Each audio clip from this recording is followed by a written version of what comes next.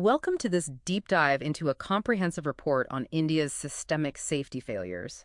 Our mission today is to uncover exactly how robust safety regulations transform into, well, a lethal safety on paper culture. Right, a culture driven almost entirely by corruption. Exactly. I mean, for you listening, imagine paying for a premium car airbag, but when you finally get into a crash, out pops this cheap party balloon. That is a terrifying analogy, but it's the reality millions navigate daily. And the vital context here is that this isn't about a lack of money. Right. It's a completely predictable life cycle of corruption, scaling from procurement all the way to maintenance. So let's start where safety is most critical, hospitals. Yeah, the stakes literally don't get higher. And where the failures are most tragic, like the 2026 Cuttack Trauma ICU fire, where 12 people died because sprinklers just didn't work. Or the 2024 Hansi NICU fire. Over 18 newborns lost in a ward operating at like 3 times its capacity. Okay, let's unpack this. Aren't these just tragic accidents stemming from an underfunded public health system? You'd assume that. But the forensic analysis shows deliberate systemic neglect, largely driven by rigid government accounting rules. Like the lowest bidder rules? Exactly, the L1 procurement system. In Shanxi, they had multi-purpose fire extinguishers instead of the specifically required CO2 units for electrical fires. Wait, why buy the wrong ones? Because of that L1 system, which mandates picking the absolute cheapest option, administrators are actually penalized if they spend more for quality. So they buy the cheapest equipment purely to check a box on a paper audit. Yes, the extinguisher isn't there to put out a fire. It's just a bureaucratic prop. Wow. And this paper safety mentality, it scales up to legalizing entire dangerous buildings, like the 2019 Surat Coaching Center fire. Right, where 22 students died in an illegal dome with sealed exits. And the 2024 Rajkot Gaming Zone fire. The report details these impact fees where you can literally pay the municipality to retroactively legalize an unauthorized structure. Yeah, it's a massive regularization racket. Here's where it gets really interesting. Legalizing a tinderbox by paying a municipal fee is, it's like bribing a fire to promise it won't burn you. What's fascinating here is the sheer economy of that bribe. Right. Let's walk through the fire NOC, the no objection certificate. The extortion racket. Right.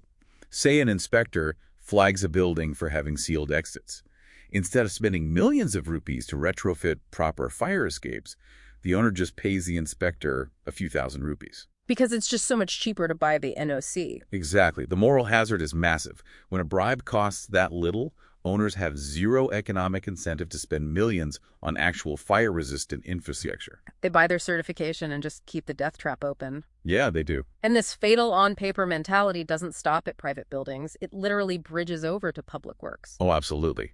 The 2022 Morbi Suspension Bridge collapse is a perfect, tragic example. 141 deaths. I am still struggling to understand that one. They hired a clock-making company for the renovation. Yeah, the clock-making company. And they added this heavy, cosmetic aluminum flooring to make it look brand new. But entirely ignored the original rusted cables holding the bridge up. It feels like renovating a house with severe termite damage by just painting the walls. That is exactly what it's like. Why do administrators consistently prioritize shiny aesthetics over invisible structural integrity? Who signs off on that? The ones who benefit from the kickbacks. This is the maintenance phase of that corruption life cycle. So funds just get siphoned off. Right. Maintenance funds are routinely siphoned off for high-visibility, low-utility projects. You can't easily show off reinforced cables to politicians approving budgets. But you can definitely show off shiny new aluminum flooring. Exactly. Aesthetic upgrades are approved because they're visible.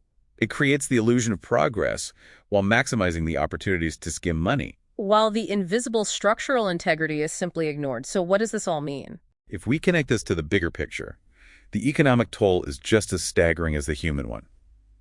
Businesses waste up to 28% of their budgets on hollow compliance. Just dealing with clearances that do nothing to reduce actual risk. Right. It destroys social trust, it terrifies tourists, and people pay massive premiums and taxes to subsidize a lethal architecture of corruption. It fundamentally changes how you view the world around you, which leaves you, the listener, with a chilling question to consider. Yeah, take a second and look around. Look around the building you're in right now. How much of its safety infrastructure was actually built to save your life, and how much was just installed to pass an audit?